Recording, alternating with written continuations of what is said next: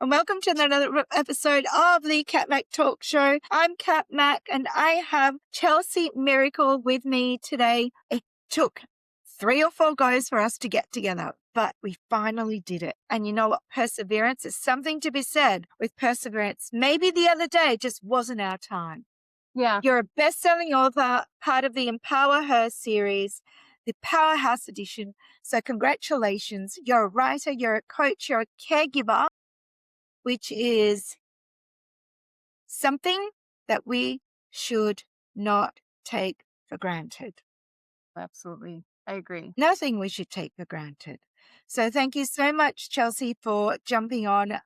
First and foremost, what resonated and landed with you that you decided, you know what, I'm going to throw all my stuff in a book? That was actually really challenging for me because I got real personal in that book. So I had to do some personal growth through writing that chapter. I realized I have a block about being seen by others. I don't mind seeing other people, but being seen myself is a little bit of a struggle for me. So I had to work through that during my writing process and really just be honest and vulnerable. And I hope it resonates with a lot of people.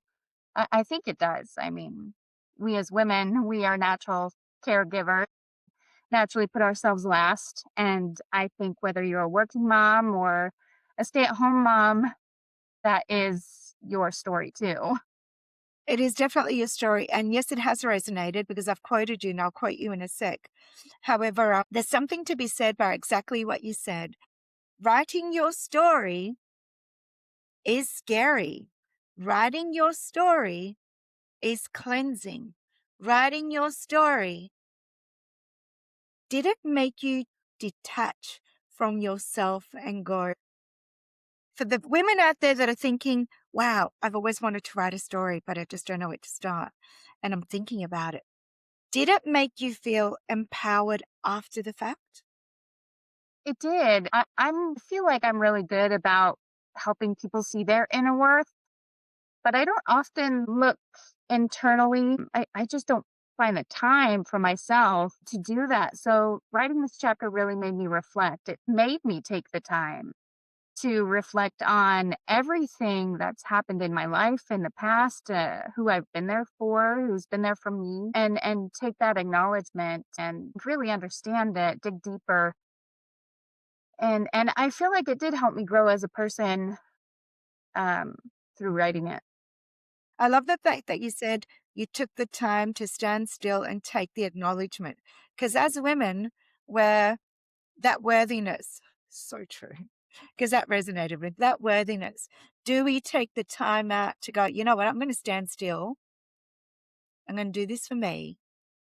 And I'm just going to go through the motions, as scary as they are.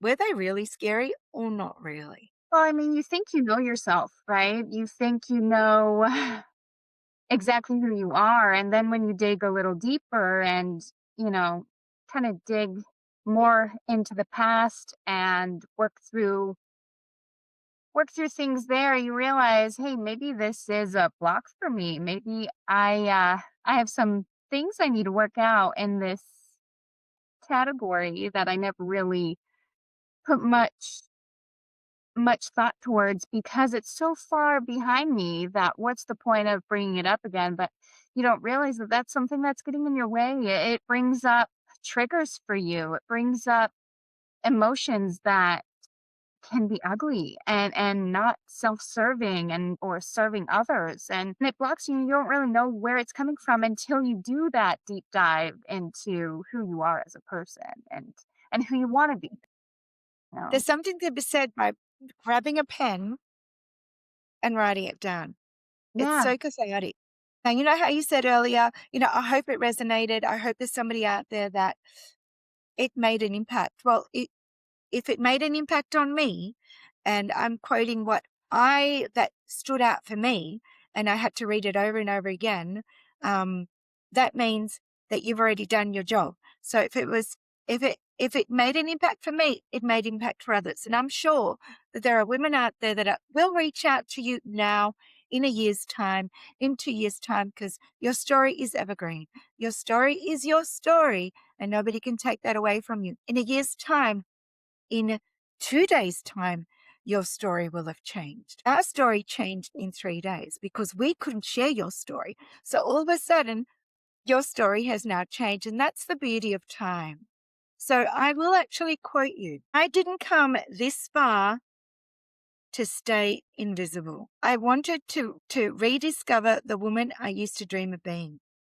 Caregiving is my default mode. Sixth sense, but really it's emotional intelligence. I love that you said that.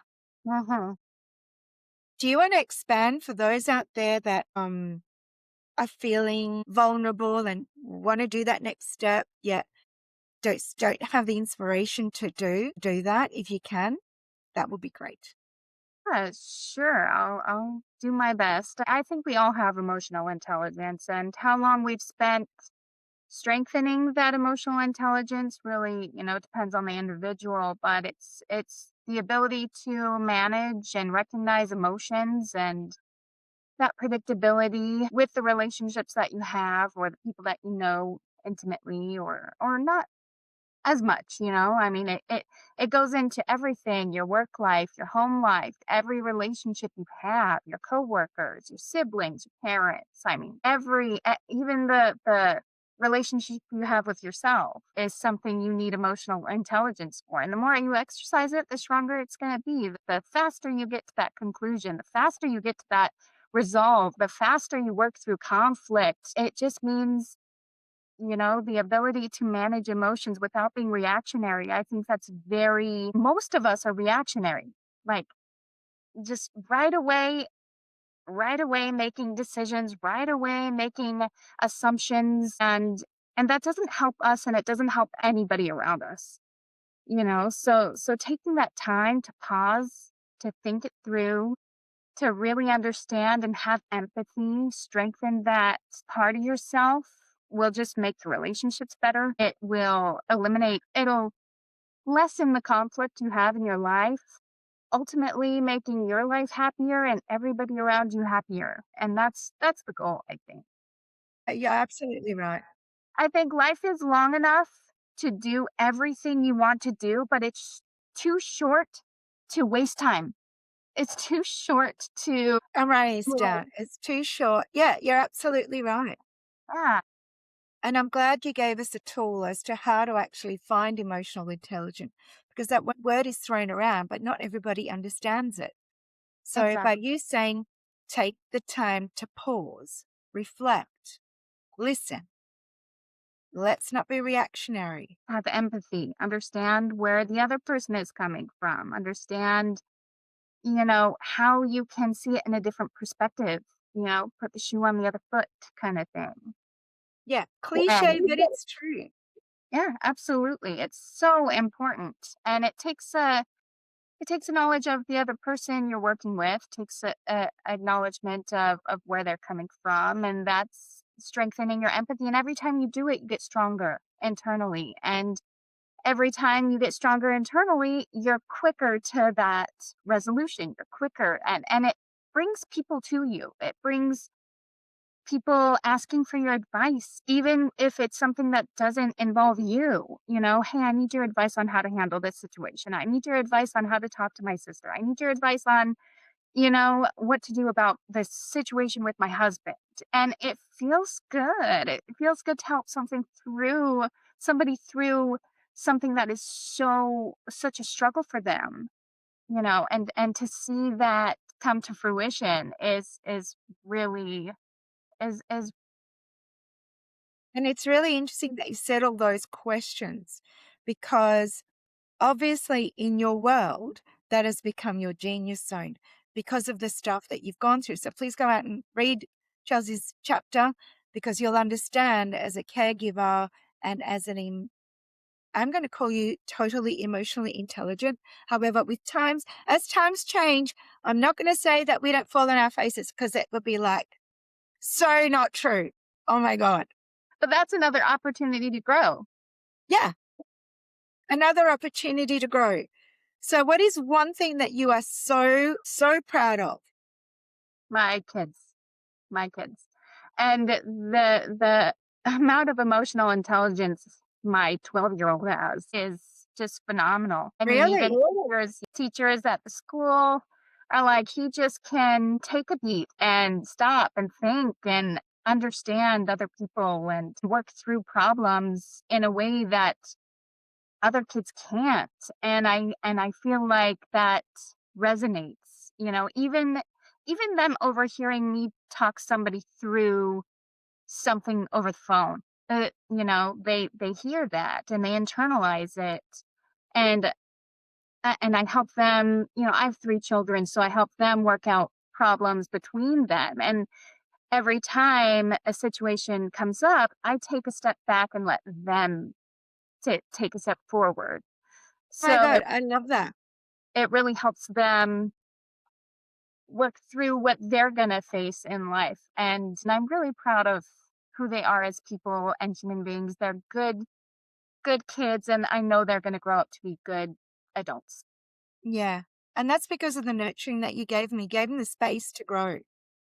Because sometimes we're so controlling over our children that we had this conversation a little bit earlier that sometimes, you know, uh, people are not good humans. And you wonder, oh, I wonder what your childhood was like. Or what Yeah, happened to you last week for you to not be a good human? Because nobody is born being bad. But what does bad mean? Okay, not being a good human, like being snappy, being reactionary, triggering. And when we're talking about me going to a trash and treasure market and me wanting to buy a chain, and the person that owned the store, I went and picked it up and he literally went, "Don't pick that up. You cannot take a photo." And I'm like, my body language felt like this. And I'm like, I buy everything.